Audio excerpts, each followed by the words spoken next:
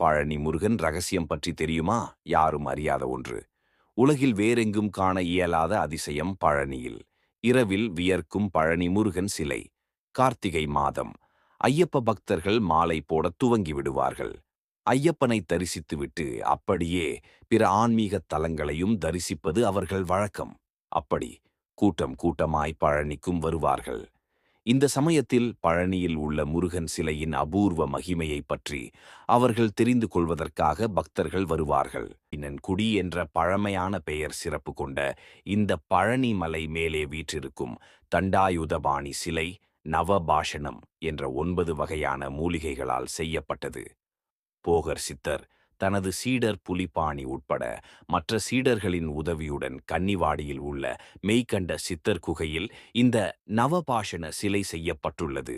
லிங்கம், குதிரைப்பல், கார்முகில், ரச செந்தூரம், வெள்ளை பாஷணம், இரத்த பாஷணம், கம்பி நவரசம், காவுரி பாஷணம், சீதை பாஷணம் என 30 வகையான மிக அபூர்வமான மூலிகைகளைக் கொண்டு கடின பிரயாசையுடன் இந்த சிலையை உருவாக்கிய போகர் இந்த சிலையை வைக்க செவ்வாயின் ஆதிக்கம் அதிகம் உள்ள பகுதியாக தேடிய போது அதற்கு பொருத்தமான இடம் இந்த பழனி மலை என்பதை தேர்வு செய்து இங்கு பிரதிஷ்டை செய்துள்ளார். நவபாஷணம் என்ற இந்த தண்டாயுதபாணி சிலையின் பிரதான அம்சம் இரவில் இந்த சிலைக்கு வியர்க்கும். அதுதான் இந்த நவபாஷண சிலையின் சிறப்பம்சம். அந்த வியர்வை பெருக்கெடுக்கும். அந்த ஒவ்வொரு வியர்வை தூளியிலும் அறிவியலை மிஞ்சும் மருத்துவத்தன்மை இருக்கிறது. அதனால்தான் இங்கு தினந்தோறும் ராகு கால பூஜையின் போது இந்த சிலை முழுவதிலும் சந்தனம் பூசப்படும். மேலும் சிலைக்கு அடியில் ஒரு பாத்திரமும் வைக்கப்படும். மறுநாள் அதிகாலை சந்தனம் களையப்படும் போது அந்த சந்தனத்தில் வியர்வை துளிகள் பச்சை நிறத்தில் ஒட்டிக்கொண்டிருக்கும். கீழே வைக்கப்பட்ட பாத்திரத்திலும் வழிந்து வரும் வியர்வை நீரானது சேகரிக்கப்படும். இதனை கௌபீன தீர்த்தம் என்று சொல்கிறார்கள். இது உலகில் வேறெங்கும் காண இயலாத அதிசயம். இந்த சந்தனமும் கௌபீன தீர்த்தமும் அருமருந்தாக கருதப்படுகிறது.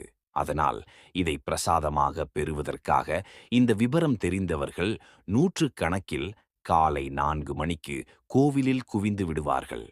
கிறிஸ்து முன்னர் 500லிருந்தே இம்மலையை சுற்றியுள்ள பகுதிகளில் மக்கள் வாழ்ந்ததற்கான தடயங்கள் அதிக அளவில் கிடைத்துள்ளன. திருவரை சுவர்களில் உள்ள 4 கல்வெட்டுகளில் ஒன்று கிருஷ்ணதேவராயர் காலத்தை சார்ந்தது. இந்த கல்வெட்டில்தான் ஸ்ரீ பழனிமலை வேலாயுத சாமி என பெயர் இடம்பெற்றுள்ளது.